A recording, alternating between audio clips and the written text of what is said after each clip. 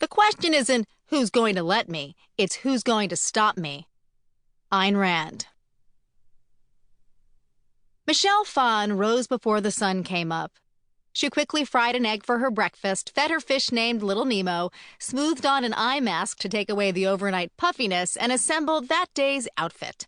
Fluffy fur vest, white blouse, cut-off denim shorts, and stiletto-heeled black leather ankle booties. At 7 a.m., Mish raced out the door, green juice in hand, and drove herself to LAX for a short flight to San Francisco to visit the Silicon Valley headquarters of Ipsy, her e-commerce cosmetics company, valued by investors at more than $500 million in the fall of 2015.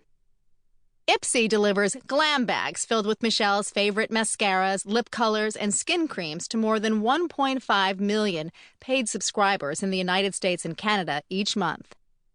With its massive customer base of young women, most of whom first discovered Michelle through her incredibly popular YouTube channel, Ipsy has been profitable since Michelle started it in 2011, happily competing with Birchbox. On the flight to SFO, the youthful mogul gazed at her MacBook, fingers tapping away as she expertly edited her latest beauty how-to video, the bread and butter of her channel, which has garnered more than 1 billion views. And of course, in true YouTuber fashion, she captured the entire business trip on video, giving her teen devotees what they crave, a peek at what it's like to be Michelle Phan. At 30, the dreamer, once famously rejected for a job at a department store makeup counter, has rocketed to CEO of her own digital beauty and lifestyle empire. And she did it by leveraging the more than 8 million YouTube subscribers, the largest audience in the history of the platform, into a global brand. Crowned by Glamour magazine as the next Oprah, Michelle is truly a Geek Girl Rising, a lifelong gamer and self-described techie nerd. When we first spoke with her in early 2015, Michelle had just returned from a whirlwind trip to Asia that included schmoozing with Victor Koo, founder and CEO of Youku Tudu, China's version of YouTube.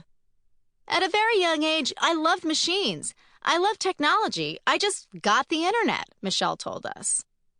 In other words, she saw the future. Even before she became a YouTube sensation, she was deftly building an audience on the early blogging platform Xanga, sharing her paintings and ideas about beauty and life with a growing group of teens who ate it up. Although she felt like a nerdy outsider at her Tampa high school and her protective mother didn't allow her to go out much, Michelle enjoyed instant popularity online.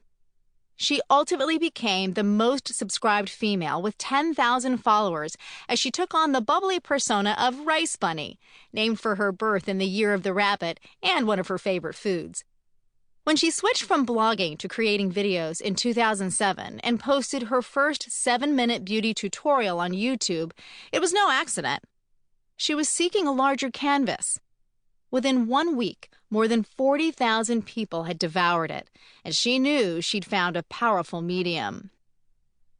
Her most popular video is the legendary Barbie transformation tutorial, in which she starts off barefaced in her sparse new apartment and notes to viewers that she has no furniture because she just moved in. With a conversational voiceover that makes her seem like our BFF, she takes her audience through the steps of how to look like the perfect plastic Barbie doll, including applying foundation with a special brush instead of your fingers or an applicator. 8 minutes and 39 seconds in, she's wearing a blonde wig with bangs and a hot pink headband, and her face has a flawlessly synthetic cast as she playfully admits she bears a creepy resemblance to a real Barbie doll. Perfect for Halloween. As of this writing, more than 65 million people have watched that video since she uploaded it in October 2009. That's more than the 52.5 million Americans who tuned into the final episode of Friends in May 2004, the most popular telecast of the 2000s. But when Michelle first started making her videos, no one could have predicted that YouTube would unleash a new creator-driven economy worth billions, and that it would eventually disrupt Hollywood. It was a completely new frontier.